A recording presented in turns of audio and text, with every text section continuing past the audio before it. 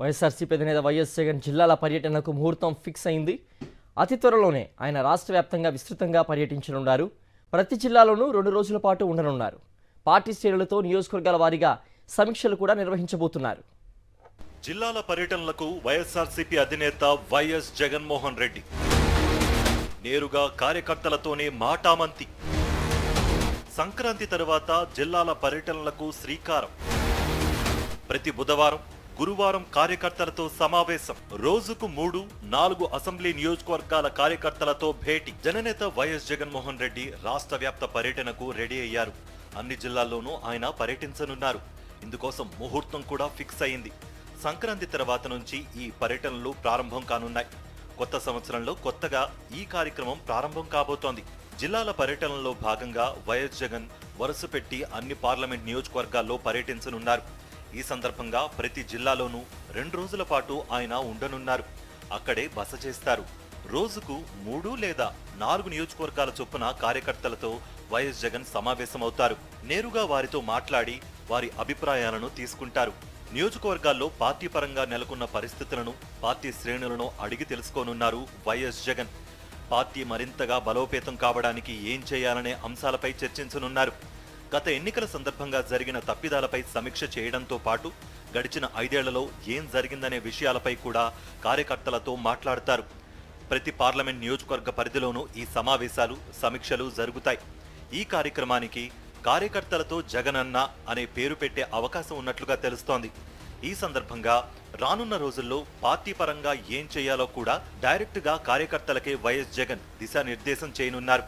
కృష్ణా జిల్లా నేతలతో సమావేశం సందర్భంగా వైఎస్ఆర్సీపీ అధినేత పర్యటనల వివరాలు వెల్లడించారు. ఈ సంక్రాంతి తర్వాత నేను కూడా ఇక జిల్లాల బాట పడతాను.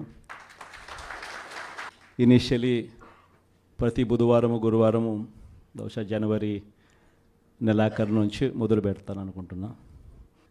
ప్రతి వారం బుధవారం, గురువారం నేను కూడా జిల్లాల్లోనే పడుకుంటా. ప్రతి పార్లమెంటు ఒక యూనిట్ కింద తీసుకొని నేనే అక్కడికి వచ్చి నేనే బస చేస్తా. బుధవారం అంతా కార్యకర్తలతో 3 కాన్స్టిట్యున్సీసు, గురువారం అంతా మరో 4 కాన్స్టిట్యున్సీసు కార్యకర్తలతోనే మమేకమయ్యే కార్యక్రమాలు, పూర్తిగా కార్యకర్తలకి కేటాయింపు చేసే కార్యక్రమాలు చేస్తాం. సో అక్కడే ఉంటూ కార్యకర్తలతో మమేకమవుతూ కార్యకర్తలతో తోడుగా ఉండే కార్యక్రమం, కార్యకర్తలకు దగ్గరయ్యే కార్యక్రమం కూడా చేస్తాం.